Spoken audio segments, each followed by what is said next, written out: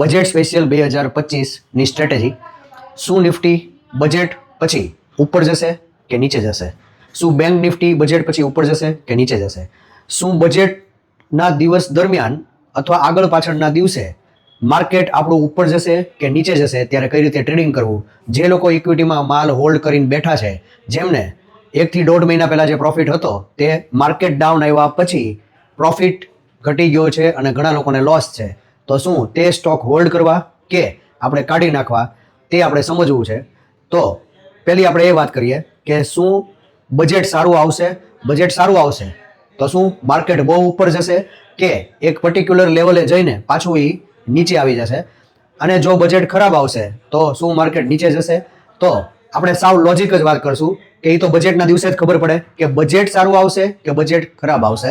પણ માર્કેટને તમે ટ્રેક કરી શકો છો, માર્કેટને તમે પકડી શકો છો. હું તમને અત્યારે સ્ટ્રેટેજી આપીશ, હું તમને ચાર્ટના લેવલ્સ દેખાડીશ, નિફ્ટીના ત્યાં શું મૂકવાનું છે તે દેખાડીશ. કયા લેવલ ઉપર જાય તો માર્કેટની શક્યતા છે કે ઉપર જઈ શકશે, જે લેવલ ઉપર નહીં જાય તો માર્કેટ હજુ નીચું જ જશે. અને ધ્યાન રાખજો, હું ફક્ત મારું જે ચાર્ટ ટ્રેડિંગનું નોલેજ છે, મારું ટેકનિકલ એનાલિસિસ છે તે તમને દર્શાવીશ. તમારે ટ્રેડિંગ કરતા પહેલા અથવા નિવેશ કરતા પહેલા એક્સપર્ટ રિવ્યુ લેવા જરૂરી છે. હું ફક્ત મારા વ્યૂ તમને કહીશ. હું મારું જે નોલેજ છે તે મુજબ તમને ટેકનિકલ એનાલિસિસ દ્વારા, નિફ્ટીના ચાર્ટ દ્વારા હું તમને જે અત્યારે સ્ટ્રેટેજી આપું તે ભલે તમે ટ્રેડિંગ ના કરો પણ જોઈ તો શકશો જ. તે જોયા પછી તમને મારી સ્કિલનો પણ અંદાજો આવશે અને જો તમારે તેમાં કાંઈ પણ ડિસિઝન લેવું હોય તો તમને તે ઉપયોગી થશે. તો આ છે નિફ્ટીનો 1 અવરનો ચાર્ટ અને આમાં ક્લિયર કટ વિઝન દેખાય છે કે નિફ્ટી ખૂબ જ નીચે આવેલું છે, માર્કેટ ખૂબ જ નીચે આવેલું છે. તો હવે આપણે ઓબ્ઝર્વ કરીએ કે 2025 અહીંયાથી સ્ટાર્ટ થયું. આ 2025 પછીનો ચાર્ટ છે, પણ 2025 પહેલા નવેમ્બર ડિસેમ્બર દરમિયાન અહીંયા તમે જોઈ શકો છો કે ગેપ અપ ખુલ્યું છે માર્કેટ. આટલું ગેપ અપ ઓપન થયું છે નિફ્ટીનું માર્કેટ.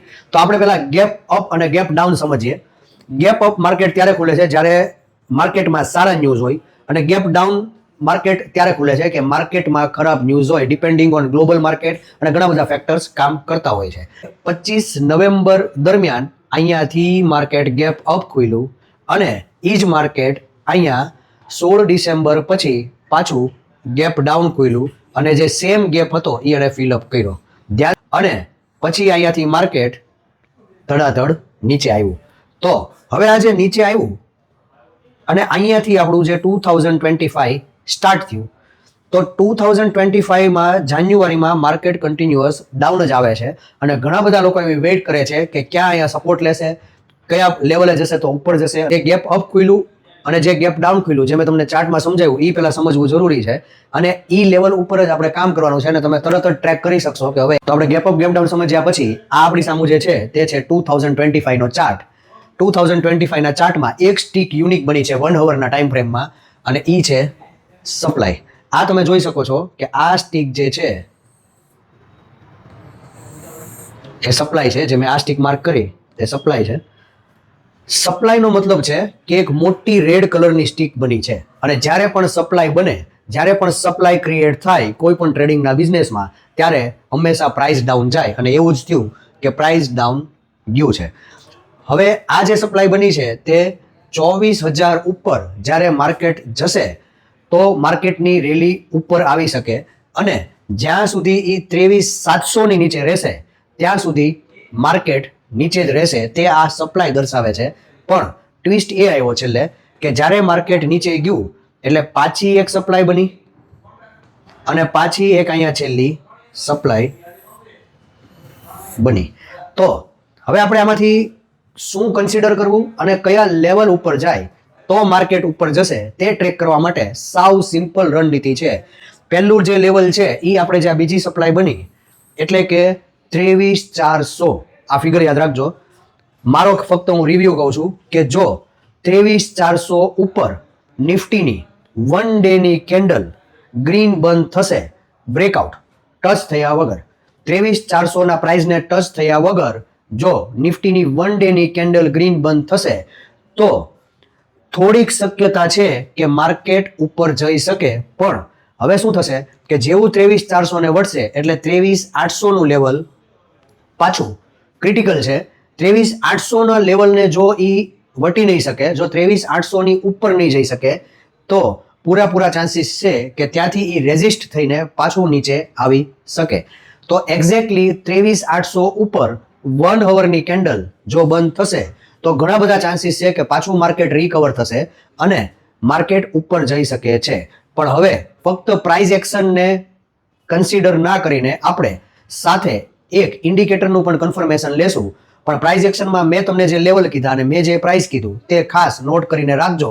પછી જ તે હવે પછીનો પાર્ટ તમે જોજો, જેમાં આપણે ઇન્ડિકેટર એક બહુ ઇમ્પોર્ટન્ટ છે તે પ્લેસ કરશું અને પછી શું આ લેવલ અને એ ઇન્ડિકેટર બંનેનું કન્ફર્મેશન સેમ આવે છે તો જ આપણે આગળના ડિસિઝન માર્કેટમાં લઈ. તો આપણે ઇન્ડિકેટર જે યુઝ કર્યું છે તે છે પાઇવોટ પોઈન્ટ સ્ટાન્ડર્ડ, જેમાં આપણે મંથલી સેટિંગ સાથે તે ઇન્ડિકેટર મૂકેલું છે. જેમને પણ આ ઇન્ડિકેટર વિશે ખ્યાલ ના હોય તે પહેલાં નોલેજ લઈ લેજો, પણ હું ઇન્ટરેસ્ટના લેવલ તમને દેખાડી રહ્યો છું. આ ઇન્ડિકેટરમાં ટોટલ 7 લેવલ આવે છે. એક આવે છે મેઇન પાઇવોટ, મેઇન પાઇવોટની નીચે 3 લેવલ આવે અને મેઇન પાઇવોટની ઉપર 3 લેવલ આવે. તો તમે આ જે બ્લેક લાઇન જોઈ શકો છો તેની નીચે આ પહેલું લેવલ છે અને આ બીજું લેવલ છે, જ્યાં આગળ અત્યારે નિફ્ટી ટ્રેડિંગ કરી રહ્યું છે કરન્ટલી. તો આપણો જે લેવલ હતો 23,400ની ઉપર જાય નિફ્ટી તો ઉપર જશે, તેમાં આ લેવલમાં 23,500 દેખાડે છે. તેથી આપણું લેવલ રહેશે 23,500નું. તમે જે આ લાઇન જોવો છો, હું અહીંયા માર્ક કરીને તમને દેખાડું, તમે જે આ લાઇન જોવો છો તેને કહેવાય છે ઇન્ડિકેટરમાં S1 એટલે કે સપોર્ટ 1. જો આ સપોર્ટ 1ની ઉપર જાય એટલે કે 23,450 23,500 તેની ઉપર 1 ડેની સ્ટીક જો બંધ થશે, આની ઉપર જો માર્કેટ આવશે તો પહેલું શક્યતા છે એટલે કે પહેલું ઇન્ડિકેશન છે કે હવે માર્કેટ ઉપર જઈ શકે. પછી આપણે જોયું હતું કે 23,800 એ એક સપ્લાયનું લેવલ હતું જ્યાં એ અટકી શકે, તેમાં ઇન્ડિકેશનનું કન્ફર્મેશન અલગ આવે છે. તેમાં તમે જોઈ શકો છો કે મેઇન પાઇવોટ અહીંયા ઊભો છે જેનું એક્ઝેક્ટ લેવલ 24,000 રાઉન્ડ ફિગર 24,000 છે. તો 23,400ને વટે પછી જો 24,000ને એ પાર નહીં કરી શકે તો ત્યાંથી નિફ્ટી રિવર્ટ બેક થઈ શકે છે. અને 23,400 કે 500ને વટે અને જો એ 24,000ને બ્રેક કરી દેશે અને એની ઉપર ફક્ત 1 અવરની જો પણ કેન્ડલ બંધ થશે તો પૂરેપૂરી શક્યતા છે કે પાછું માર્કેટ બાઉન્સ બેક થશે અને ઉપર જશે. તો આ લેવલને ધ્યાનમાં રાખીને, જેમાં મેં પ્રાઇસ પણ વિડીયોમાં બોલેલી જ છે, તમે તમારું ડિસિઝન લઈ શકો છો. હવે ડિસિઝન કઈ રીતે લેવાનું આવશે તે ધ્યાન રાખજો. ટ્રેડિંગનું નોલેજ ઘણા લોકોને નથી હોતું કે ટ્રેડિંગ છે તે પ્રોબેબિલિટી ઉપર થાય છે, નોટ ઓન પ્રેડિક્શન. તો પ્રોબેબિલિટી શું છે? પ્રોબેબિલિટી એ છે કે ટોટલ કેટલા ટ્રેડ તમે કરો પછી તમારો પ્રોફિટ શરૂ થશે. જેમ કે તમે કોઈ પણ ટ્રેડ લીધો અને તમારે 100-200 પોઈન્ટનો લોસ ગયો અને તમે બીજો ટ્રેડ લીધો જ્યાં આગળ તમને 300-400 પોઈન્ટનો પ્રોફિટ થયો, તો નેટ તમે 200-300 પોઈન્ટ લઈને નીકળો છો. તો એ રીતે તમારે પ્રોબેબિલિટીના બેઝ ઉપર અને આ જે મેં તમને લેવલ્સ કીધા તેનો યુઝ કરીને તમે એક ડિસિઝન લઈ શકો છો. બજેટ પછી પાછો વિડીયો બનાવશું આ સેમ લેવલ ચેક કરવા કે એકચ્યુઅલી નિફ્ટીએ શું કર્યું. બજેટ 2025 ખૂબ જ ઇમ્પોર્ટન્ટ છે, ખૂબ જ એક્સાઇટિંગ છે અને જોવાની પણ મજા આવશે કે શું થવાનું છે માર્કેટમાં. અને આ જે મેં તમને લેવલ કીધા તે ધ્યાનમાં રાખીને તેની ઉપર ફોકસ કરીને તમે તમારું ટ્રેડિંગ ડિસિઝન લઈ શકો છો.